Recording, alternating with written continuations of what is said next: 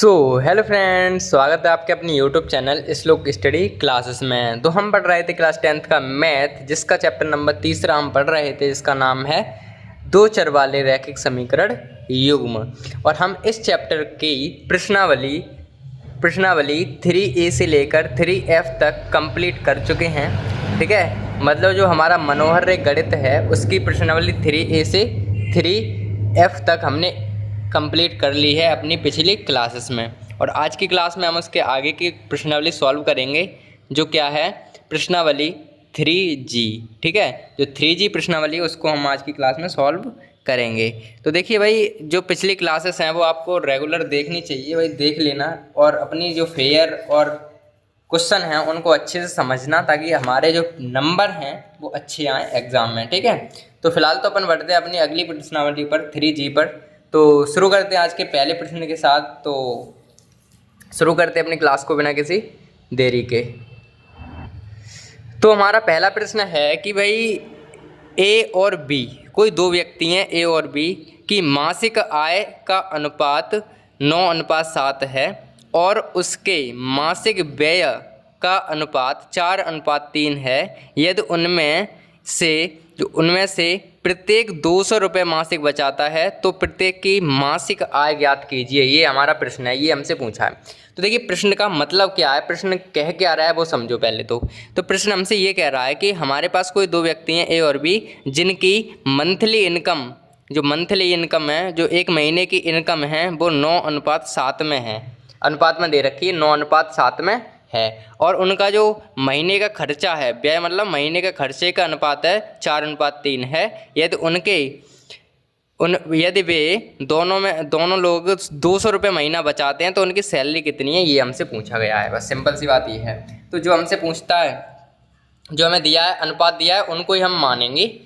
अनुपात दिया है तो हम अनुपात को किस तरीके से मान सकते हैं, ये तो हम बचपन से पढ़ते आ रहे हैं, क्लास 8 से शुरुआत होती है, उसमें ही हमने पढ़ा अनुपात के बारे में। तो अनुपात के बारे में हम जब भी मानते हैं तो एक्स के फॉर्म में मान लेते हैं, जो हमें अनुपात दिया होता है। तो लिख लेते हैं भाई, ए की मासिक आय, ए की मासिक आय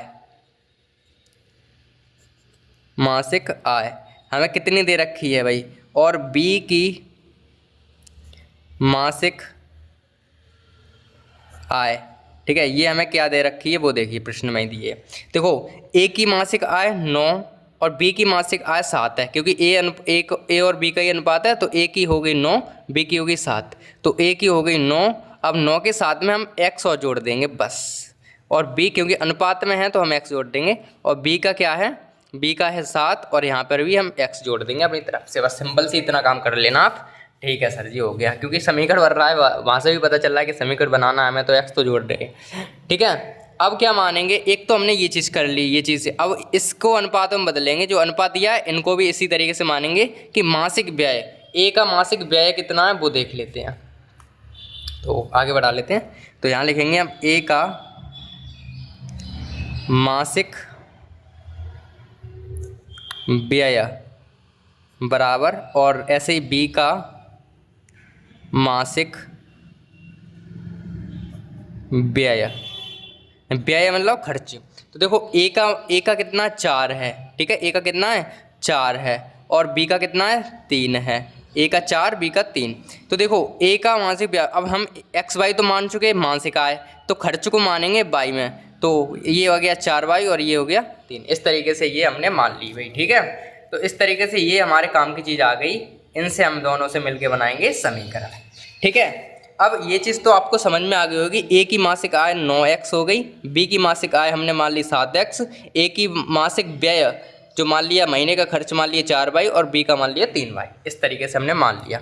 अब प्रश्न में क्या कह रहे हैं वो समझिए।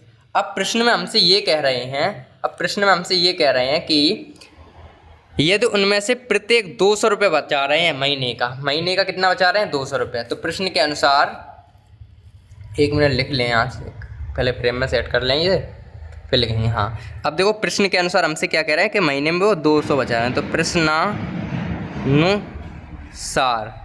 प्रश्नानुसार क्या कह रहे हैं कि भाई ए जो है, ए की बचत, ए की मासिक बचत। अब बचत कैसे निकलती है ये बताओ आप, बचत कैसे निकलती है? बचत निकलती है भाई कि टोटल इनकम जितनी है, टोटल इनकम में से हम जितने खर्चे हैं वो निकाल लें। जैसे कि हमारी इनकम 20 रुपये है और हमने 20 रुपये है और हमने उसमें 15 रुपये खर्च कर दिए, तो हमें हमारी बचत कितनी रह गई? हमारी बचत रहेगी 5 रुपये। यानी कि हमने जो टोटल इनकम है, टोटल रुपए हैं, उनमें से अपने खर्च को घटा दिया, तो क्या आ गया? उसका बचत आ गई। तो हमें एक ही बचत निकालनी है, तो हम क्या करेंगे? एक ही बचत हमें निकालने के लिए क्या करेंगे?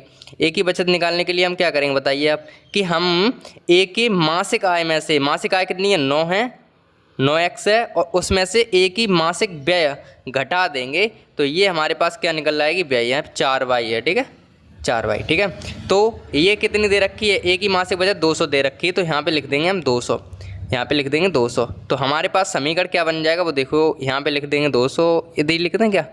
चलो यहाँ पे ऐसे बना देंगे चिन्ह और इसे लिखेंगे 200, क्योंकि ऐसे चिन्ह बनाने की ज़रूरत ये पड़ेगी, वो बराबर 2 नहीं लगते हैं कभी भी, ठीक है। तो फिलहाल तो ये बात समझ में आई भाई, बचत निकालने के लिए हमने क्या किया कि टोटल इनकम, यानी कि एक ही मासिक आय 9 है, मतलब महीने की इनकम 9x है, और महीने में खर्च इतना है, तो बचत तो भाई 200 है, तो इनमें से ये घटाएंगे तभी तो बचत आएगी ये, ठीक है सर, समझ में आ गया ये। तो हमारे पास पहला समीकरण बन के आ गया, यहाँ लिख देंगे, ये अच्छा नहीं लग रहा है यहाँ पे, यहाँ लिखेंगे इसे 9x माइनस 4y बराबर 200, ये हमारे पास पहला समीकरण आ गया। अब इसी प्रकार से b की मासिक बचत लिखा रहे हैं, अगर b की मासिक बचत तो क्या आएगी वो, ये बताओ। उसमें बी का कुल इनकम है 7x, और उसमें से उसने 3y खर्च कर दिए, और बराबर मिल रहे हैं हमारे पास, बच तो दोनों को सेम ही रहे, 200 रुपया, ठीक है, 200 रुपये हमारे बच रहे हैं। तो इस तरीके से हमारे समीकरण 2 बन गए,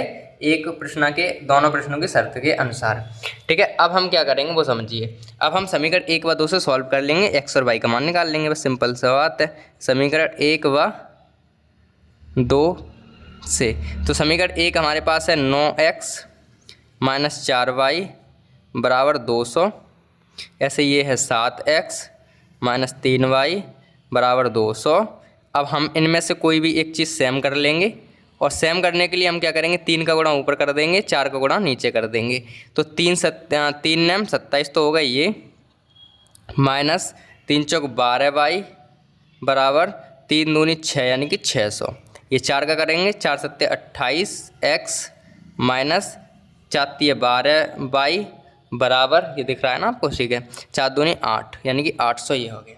आगे बढ़ा लेते हैं, सिंपल जल्दी जल्दी कर लेते हैं ये काम तो, ठीक है। तो इन्हें अगर हम काटेंगे तो देखो, ये तो कटेंगे जब जब यह माइनस होगा तो ये प्लस हो जाएगा, ये माइनस हो जाएगा, ये कट गए, ये बचेंगे माइनस के x, और यहाँ बचेंगे माइनस के 200, तो ये x बराबर तो आ गया हमारे पास 200, ठीक है, x बराबर कितना आ गया? 200 हमारे पास आ गया, x का मान 200 आ गया। अब निकाल लेंगे y का मान, तो इधर निकाल लेते हैं।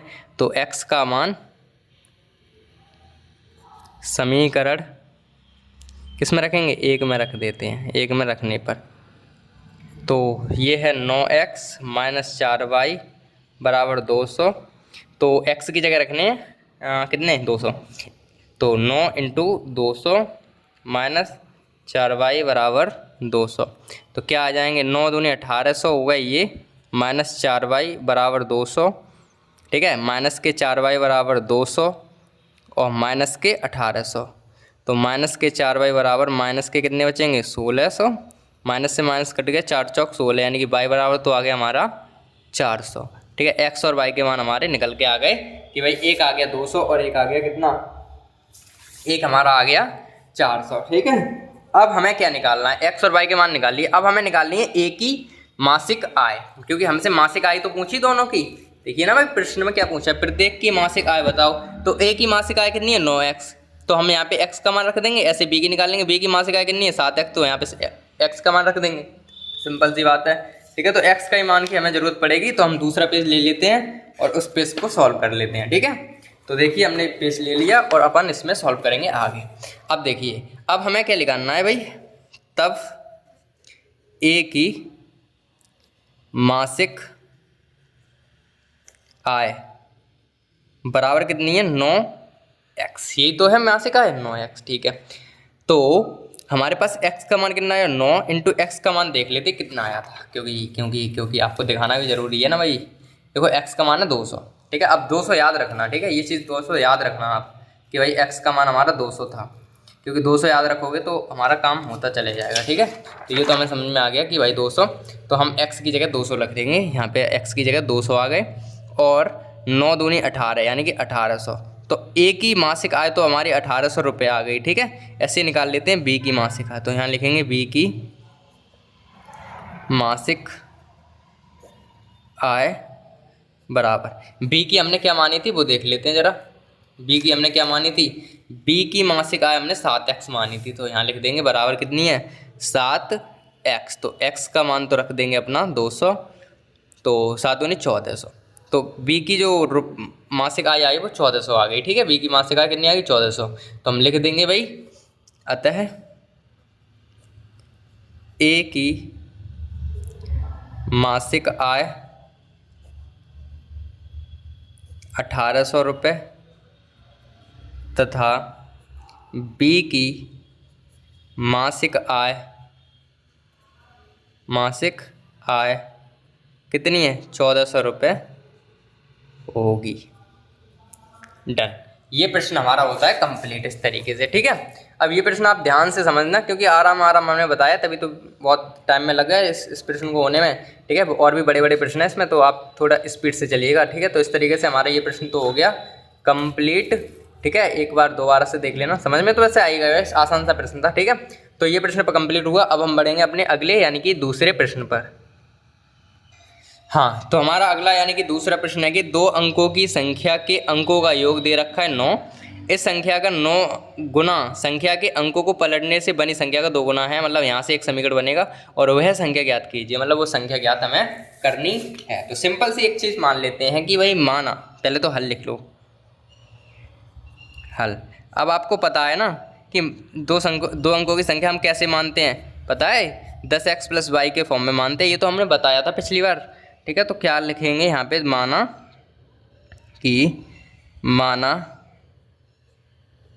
2 अंकों की संख्या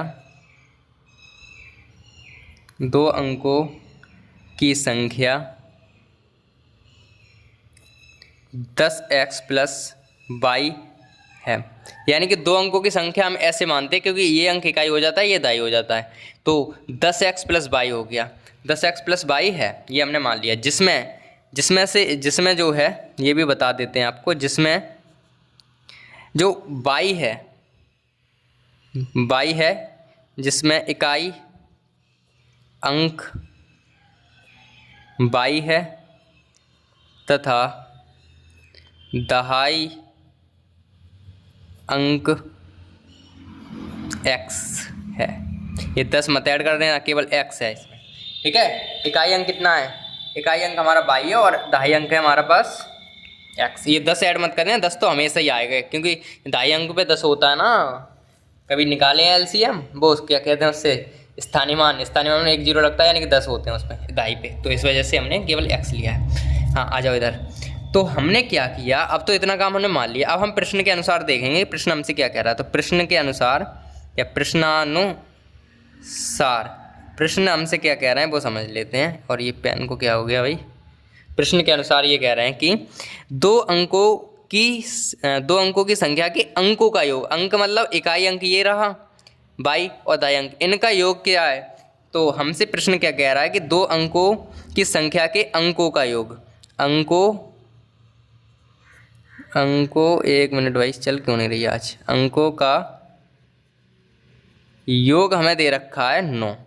तो अंक हमारे कौन कौन से ये बताइए आप, अब हमें इतने की ज़रूरत पड़ेगी बस। हाँ ठीक है। तो अंक हमारे कौन कौन से, अंक x और y हैं। तो इकाई अंक तो कितना है, x है, इकाई अंक तो y है और ये दाई, तो x + y जो अंक है हमारे पास, जो अंक हैं उनका योग दे रखा है 9। तो ये समीकरण बन गया अपना पहला। इस तरीके से हमारा पहला समीकरण कंप्लीट होता है, बन गया, ठीक है। अंकों का योग मतलब अंक x माना था, एक y माना था, और इकाई दहाई तो पता ही है, इकाई तो ये दहाई है, ये इकाई है, और इसको 9 है अंक, ठीक है, हो गया। अब क्या कहा है, अगली शर्त हमसे क्या कही है, दोबारा कही है, वो क्या कही है, ये कि इस संख्या का 9 गुना मतलब जो संख्या हमने मानी है ये इस संख्या का 9 गुना उसकी संख्या के अंकों को पलटने से। तो इस बात को देखो समझो क्या कह रहे हैं।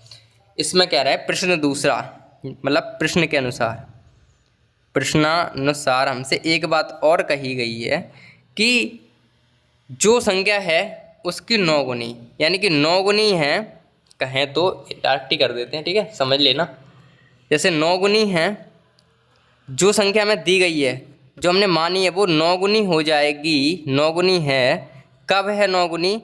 जो अगली संख्या है उस अंक इसके पलट दें, इसके अंक पलट दें, यानी कि यहाँ पे 10 बाई इधर चली जाए, एक्स इधर आ जाए, बाई और एक्स यहाँ पे आ जाए, इस तरीके से अंक पलट दें तो इसके 2 गुने के ये बराबर है। इस तरीके से इसका समीकरण बनेगा। तो दोबारा समझ लो यार, ये लाइन बहुत इंपॉर्टेंट है समझने के लिए। तो समझो यार, समझो। देखो यहाँ क्या कहा है, इस संख्या मतलब जो हमने संख्या मानी ये इस संख्या का 9 गुना है। इस संख्या जो हमने मानी थी 10x प्लस वाई मानी थी ना हमने, तो इस संख्या का 9 गुना है, बराबर है, काय के बराबर है ये 9 गुना संख्या के अंकों को पलटने का मतलब ये है जहाँ x है वहाँ y करना है, जहाँ y है वहाँ x करना है, यानी कि y को x की जगह पहुँचा दिया और x को हमने y की जगह पहुँचा दिया, और उसको बनाने में 2 गुना हो जाएगी, यानी कि जो संख्या पलटने पर 2 गुना हो जाएगी। इस तरीके से इस समीकरण को हमने बना लिया। अब इसे सिंपल सॉल्व करना है आपको, इससे एक समीकरण मिलेगा आपको। देखो ये तो हमारे पास 9 का 10 में करेंगे 90x हो गए भाई, प्लस 9y हो गए यहाँ पे, बराबर ये हो गए 20y और प्लस के 2x हो गए यहाँ पे, ठीक है। अब देखो x को एक साइड कर लें, y को एक साइड कर लेते हैं। तो ठीक है, कर लेते हैं सर कि x को अगर हम इधर लाएंगे तो यहाँ पे बच जाएंगे 88x। देखो 90x तो ये रहे, 90 में से इधर जाएंगे, ये प्लस के हैं तो इधर जाएंगे 2x हो जाएंगे, 90 में से 2x घटेंगे तो 88x बचेगी यहाँ पे, बराबर जब बाई माइनस के इधर जाएंगे तो बाई 11y बच जाएंगे, क्योंकि ये माइनस के हो जाएंगे तो 20 में से 9 घट जाएंगे तो 11y हमारे पास यहाँ बच जाएंगे, ठीक है। अगर हम काटना चाहें इनको तो 11 से काट सकते हैं भाई 88 को, तो ये बचेंगे 8x बराबर y, ठीक है। जो y बराबर है वो बच जाएगा 8x, और ये हम समीकरण मान लेंगे दूसरा, यानी कि y का मान आ गया हमारा 8x, और इस मान को रख देंगे समीकरण 1 में, ठीक है। तो हम कहेंगे आगे, यहाँ पे कहेंगे कि समीकरण 2 का मान समीकरण 1 में रखने पर, और एक समीकरण हमारा क्या है, x प्लस के y बराबर 9 है। y की जगह पे 8x रखनी है, तो x तो ऐसी कैसी, y की जगह पे 8x आ गए बराबर 9 आ गए, 8x और 1x 9x हो गए बराबर 9 हो गए, ठीक है। अब 9 से 9 तो कट ही जाएंगे, 9 से 9 तो हमारे कट ही जाएंगे, तो x बराबर बचेगा 1, 9 से 9 तो ये कट गए, तो x बराबर हमारा बच गया 1, ठीक है। x बराबर हमारा बच गया 1, ठीक है सर, बच गया। अब क्या करेंगे आगे कि x बराबर हमारा 1 आ गया, ठीक है। अब हमसे क्या कह रहे हैं कि x का मान तो हमारा निकल के आ गया, अब हमें y का मान तो निकालना है। तो देखिए भाई क्या होगा कि अगर हम x का मान समीकरण 2 में रख दें, भाई x का मान समीकरण 2 में रखने पर तो हमारा y का मान आ जाएगा। देखो भाई क्या आएगा वो देखिए जाए। तो y बराबर हमारे पास क्या है 8x, तो y बराबर 8 इंटू 1, यानी कि y का मान तो हमारे पास आ गया 8, y का मान आ गया 8, y का मान क्या आ गया 8 आ गया सर, आ गया, ठीक है। अब हमसे क्या कहा है प्रश्न में कि वह संख्या ज्ञात कीजिए, तब संख्या क्या हो जाएगी भाई, तब 2 अंकों की संख्या, 2 अंकों की संख्या बराबर क्या हो जाएगी 10x प्लस y, तो हमने मानी थी भाई, तो इसमें मान रख देते हैं 10x का मान तो 1 है, प्लस y कितनी है 8 है, तो इसे सॉल्व करेंगे तो 10 एकम 10 प्लस 8, तो हमारे पास संख्या क्या हो जाएगी भाई 18, तो ठीक है, संख्या क्या हो जाएगी 18, ठीक है, संख्या क्या हो जाएगी हमारे पास 18। तो हम एक बार लिख देंगे लाइन में, अब हमारे पास तो जगह नहीं, आप अपनी कॉपी में लिख देना कि अतः 2 अंकों की संख्या 18 होगी, ठीक है, ये चीज़ लिखनी है, ठीक है। ये प्रश्न में हमारा होता है कंप्लीट एकदम बेहतरीन तरीके से। सिंपल सी बात, यहाँ तक तो आपने अच्छे से कर लिया होगा ये चीज़, और ये यहाँ पे दिक्कत आई हो तो एक बार दोबारा समझ लो भाई कि इसमें हमसे कहा था कि इस संख्या का 9 गुना, मतलब जो हमने संख्या मानी थी 10x प्लस y, इसका 9 गुना बराबर है इन संख्या के पलटने पर। जैसे x की जगह हमने क्या किया y, y की जगह x कर दिया, तो y यहाँ पे आ गई, x यहाँ पे आ गई, ठीक है। तो इनको 2 गुना है, इनका क्या है, इनका 2 गुना है, तो इन दोनों को बराबर करके इस समीकरण को बन गया, ये समीकरण बने और इन तरीके से ये सॉल्व हो गया, ठीक है। तो अब ये सवाल है हमारा होता है कंप्लीट। और अब हम बढ़ेंगे अपने तीसरे प्रश्न पर। तो हमारा तीसरा प्रश्न है कि भाई एक पुस्तक विक्रेता ने अपनी पुस्तक 24 रुपये में बेचकर उतने ही प्रतिशत लाभ उठाए जितने रुपए में उसने पुस्तकों को खरीदा था, तो पुस्तक का क्रय मूल्य ज्ञात कीजिए। तो पुस्तक का हमें क्रय मूल्य पूछा है। तो सबसे पहले तो लिख लेते हैं भाई हल, और फिर लिख लेते हैं माना। अब माना क्या, वो देखो मानेंगे क्या कि भाई पुस्तक का क्रय मूल्य पूछा है हमसे, पुस्तक का क्रय मूल्य तो पूछा है, तो हम क्रय मूल्य को ही मानेंगे भी। माना पुस्तक का क्रय मूल्य x है, माना पुस्तक का क्रय मूल्य बराबर x रुपये है या x है, ये चीज़ मान ली हमने, ठीक है सर। और विक्रय मूल्य हमें दे रखा है, पुस्तक ने अपने उस पुस्तक 24 रुपये बेचकर, यानी विक्रय मूल्य हमें दे रखा है, विक्रय मूल्य ये हमें दे रखा है कितना, 24 रुपये। 24 रुपये हमें क्या दे रखा है, विक्रय मूल्य दे रखा है सर, ठीक है। तब लाभ बराबर क्या होगा भाई, तब अगर हम लाभ निकालना चाहें तब लाभ बराबर क्या होगा, लाभ क्या होता है, लाभ बताओ क्या होता है भाई, लाभ क्या होता है, लाभ होता है हमारा विक्रय मूल्य में से क्रय मूल्य घटा देते हैं, सिंपल सी बात है। तो हम विक्रय मूल्य ये है, क्रय मूल्य इसमें से ये घटा देंगे तो लाभ निकल के आ जाएगा भाई 24 माइनस x, ये हमारे पास इतने रुपए लाभ निकल के आ गए, ठीक है, इतना हमारा लाभ निकल के आएगा, ठीक है सर। लाभ निकाल लिया हमने। अब हम क्या करेंगे, प्रश्न के अनुसार देखेंगे जो लाभ परसेंट है उस पर देखेंगे, काम करेंगे। तो देखो भाई 1 मिनट रुकना, आगे बढ़ा लेते हैं हम पेज को, ठीक है, यहाँ पे आ जाओ। प्रश्न के अनुसार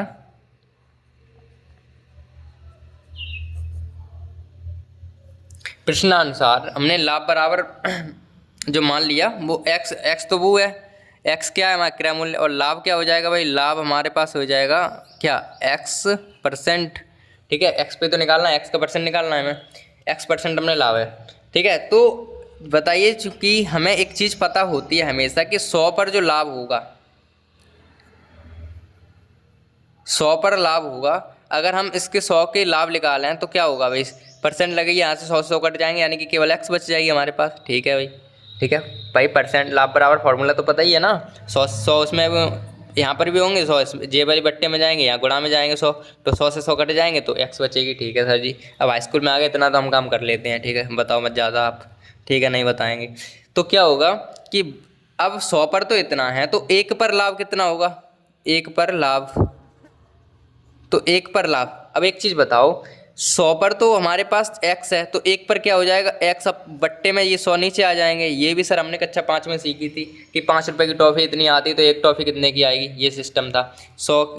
5 रुपये की टॉफ़ी इतनी आती है तो एक टॉफ़ी कितने की, वही कॉम्बिनेशन बन रहा है, तो सिंपल सी इतनी बात भी हमें समझ में आती है सर, ठीक है। तब x पे लाभ निकालना था, तो हमें x पे क्या हो जाएगा भाई, इसीलिए x पे क्या हो जाएगा, इसीलिए x पर लाभ क्या होगा, x पर लाभ क्या हो जाएगा हमारे पास भाई, क्या हो जाएगा बताओ ना, x पे लाभ हो जाएगा x/100 तो है ये, और इनटू में x और आ जाएगी ये वाली, इन दोनों का कॉम्बिनेशन, ठीक है। तो x क्या होता है भाई, लाभ क्या होता है, देखो ना, इनका लाभ हो जाएगा और ये गुणा में आ जाएगा, ठीक है।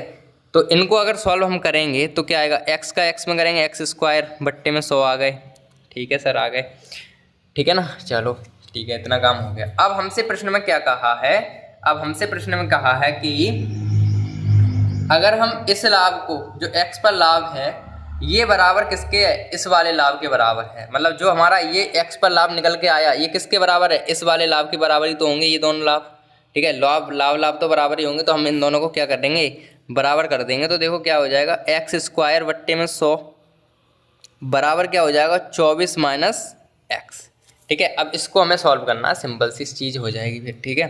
तो 100 का अगर हम इधर गुणा करते हैं तो ये तो x² ही रहेगा, बराबर ये हो जाएंगे 2400 और ये हो जाएंगे 100x, ठीक है, ये हो जाएंगे 100x। अब आगे सॉल्व कर लेते हैं इसे, तो ये क्या हो जाएंगे भाई बताओ, ये हमारे पास क्या हो जाएगा x² 100x को इधर लाएंगे तो प्लस के 100x, ठीक है, माइनस के 24 इधर आएंगे तो माइनस के 2400 बराबर 0। अगर हम इनके फैक्टर करना चाहें तो फैक्टर कितना होगा वो बताइए आप।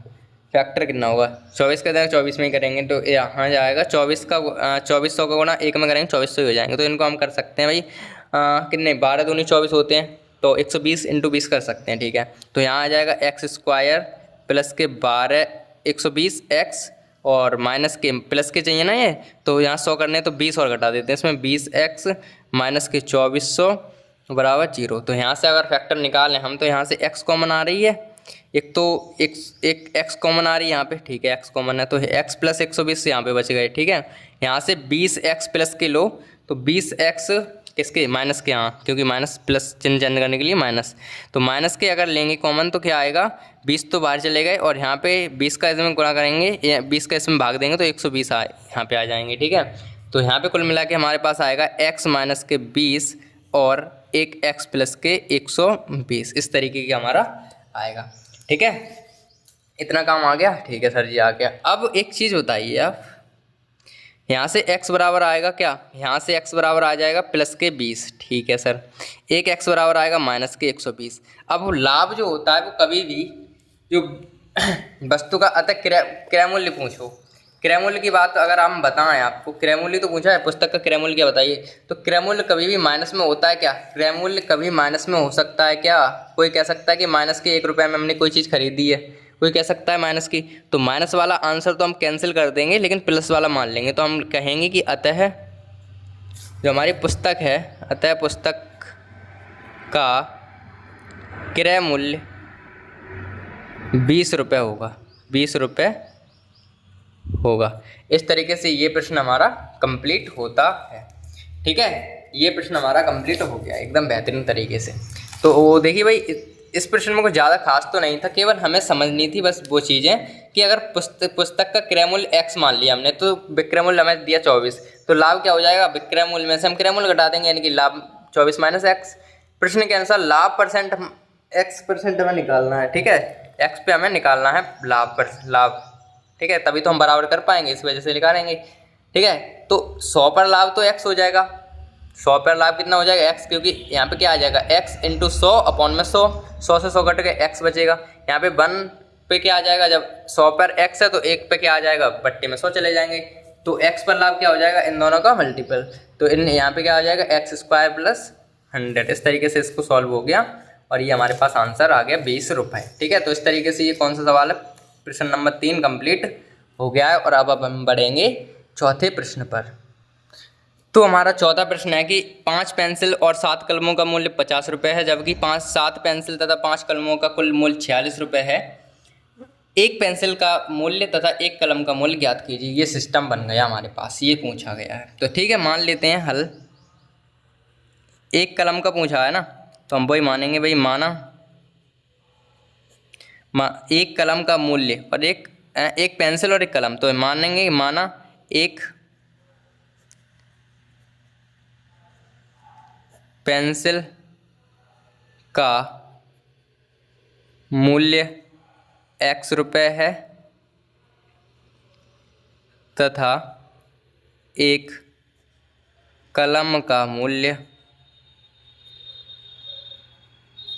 y रुपये है। ये हमने मान लिया भाई, मानने में क्या जा रहा है, मान तो लेते हैं। ठीक है, चलो सर मान लिया, अब आगे बढ़ जाओ जल्दी। अब क्या कह रहे हैं इसमें, अब पहली शर्त हमसे क्या कही है, फर्स्ट कि 5 पेंसिल 7 कलमों का मूल्य 50, तो एक का है x, तो 5 पेंसिल का मूल्य हो गया 5x, प्लस एक का है y, 1 मिनट, हाँ सही है, 7 कलमों का कितना हो जाएगा 7y, बराबर इन दोनों का रेट जो है वो 50 रुपये के आते हैं। पहले केस से ये हमारा पहला समीकरण बन गया। ठीक है, ऐसे हम दूसरे से निकालें तो दूसरे पहली शर्त फर्स्ट है, ये शर्त फर्स्ट, और शर्त सेकंड से अगर हम निकालें शर्त सेकंड, तो शर्त सेकंड क्या कहेगी, देखो वो कि 7 पेंसिल यानी कि 7x प्लस के 5 कलम यानी कि 5y बराबर इनका रेट हमारे पास 146 है केवल।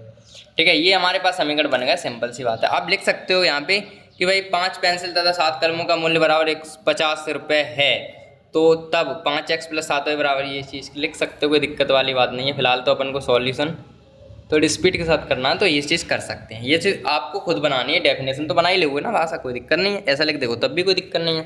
शर्त 1 होगी, शर्त सेकंड ये हो गई। अब समीकरण जो एक बना, ये एक बन गया, ये दूसरा बन गया। तो समीकरण 1 व 2 से, समीकरण 1 व 2 से अगर हम सॉल्यूशन करने की सोचें तो क्या आएगा। एक तो गर्मी बहुत है भाई। 5x + के 7y बराबर 50, ये हो गया 7x + के 5y बराबर 46। ठीक है, ये पहला समीकरण है, ये दूसरा समीकरण है। इनको सॉल्व करेंगे आगे बढ़ाते हुए।